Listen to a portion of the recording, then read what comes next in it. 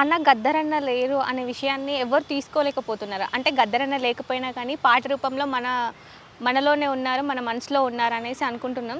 So, గద్దరన్న చనిపోయి 2 సంవత్సరాలు అవుతుంది. కానీ పాట రూపంలో మన మధ్యే తిరుగుతున్నారు. గద్దరన్న గురించి మీ మాటల్లో ఒక 2 మాటలు చెప్పండి. సి గద్దరన్న మనమున్నా లేకపోయినా తన పోయిండు. రేపు ఎన్ని తరాలు ఉన్నా పోయినా గద్దరన్న పాట, గద్దరన్న ఆలోచన విధానం అయితే జనం లోపట ఎప్పటికీ ఉంటుంది. మమ్ము గన్న తల్లులార తెలుగు తల్లి పల్లెలార, మమ్ము గన్న తల్లులార తెలంగాణ పల్లెలార, పాటనై వస్తున్నానమ్మో మాయమ్మలార, పాదాలకు వందనాలమ్మో మాయమ్మలార.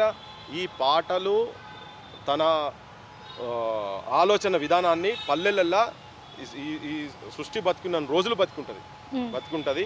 ఆయనే జీవించినప్పుడు ఉన్నటువంటి పరిస్థితుల మీద, ప్రతి ఒక్క అంశం మీద, ప్రతి ఒక్కరి గుండెని తట్టుకుంటూ, ప్రతి ఒక్క సమస్య మీద, ఏ పల్లెల్లో నువ్వు గోండుగూడాలు కావచ్చు, చెంచు పెంటలు కావచ్చు, దళితవాడలలో కావచ్చు, అగ్రకులాలకు సంబంధించినటువంటి సమస్యలు కావచ్చు, యావత్ సమాజంలో ఉన్నటువంటి అన్ని సమస్యల మీద ఆయన రాసినటువంటి సాహిత్యము బతికే ఉంటుంది. సమస్యలు ఉన్నంత కాలము మా బొట్టులో మాట్లాడుతూనే ఉంటాం, పాడుతూనే ఉంటాం. ఇది ఒక నిరంతర ప్రక్రియ. తన ఏదైతే సమాజం ఎట్లుండాలని చెప్పి ఏదైతే ఆలోచన తన లోపల ఉండేనో అది సహకారం అయ్యేంత మటుకు ఆయన పాటలు జనం నాలుకల మీద ఎప్పటికీ వల్లిస్తూనే ఉంటాం. ఆయన ఒక స్ఫూర్తి. యాక్చువల్గా ఏంటంటే ఆయన ఒక లెజెండ్.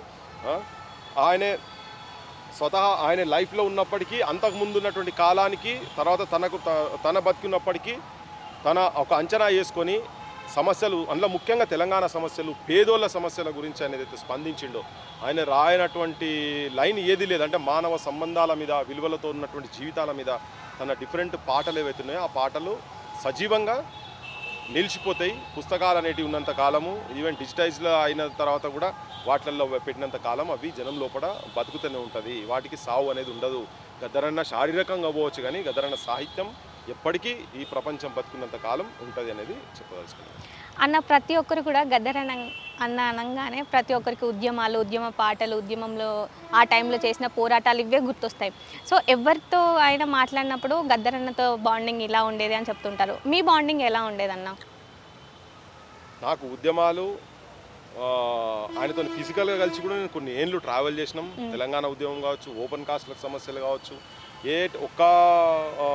ఈ సమస్య ఆ సమస్య అనేది కాకుండా ఎక్కడ ఏదున్నా విద్యార్థులకు సంబంధించినటువంటి అంశాలు కావచ్చు, నిరుద్యోగులకు సంబంధించినటువంటి అంశాలు కావచ్చు, ప్రతి దాని మీద చాలా వేదికల మీద మేము వేదికలు పంచుకున్నాం. చాలా కొన్ని వేల కిలోమీటర్లు తనతో నేను ట్రావెల్ చేసిన.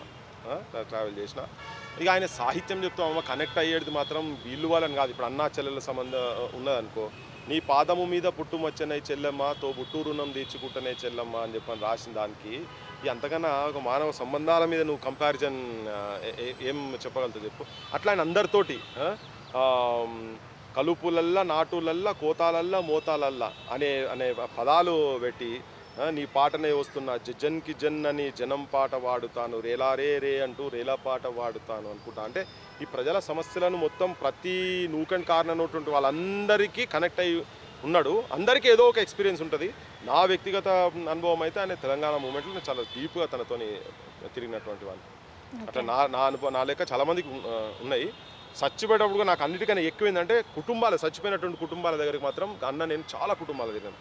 చాలా అంటే చాలా కుటుంబాలకు తిరిగినాం. వాళ్ళ దగ్గర పోయిన వాళ్ళకి నివాళులు అర్పించినాం. చేతులలో దీపం పెట్టుకొని వాళ్ళకి నివాళులు అర్పించుకుంటా, పాటలు పాడుకుంటా, వందనాలు రో మా బిడ్డల్లారా మీకు తెలంగాణ వందనాలు రో, అంబేద్కర్ నలుముకొని జగ్జీవన్కు దండం పెట్టి నువ్వు జై తెలంగాణ అన్నవో అని మా బిడ్డలారా అనుకుంటే ఇట్లా పాటలు పాడుకుంటా ఈ కుటుంబాల ఇళ్ళలకు వాటికి కూడా నేను చాలామంది కుటుంబాల దగ్గరికి నేను వాళ్ళ దగ్గరికి అన్నం తీసుకుపోయినా. అదొక నాకు ఒక మర్చిపోలేని అన్నతోని ట్రావెల్ చేసిన దాంట్లో అదొక ఇంపార్టెంట్ ఘట్టం. అపార్ట్ ఫ్రమ్ మీటింగ్స్, మూమెంట్స్ అన్ని పక్క పెడితే ఆ కుటుంబాల దగ్గరికి అన్నం తీసుకుపోవడం అనేది ఒకటి జ్ఞాపకం ఉండేటువంటి ఘట్టం అది.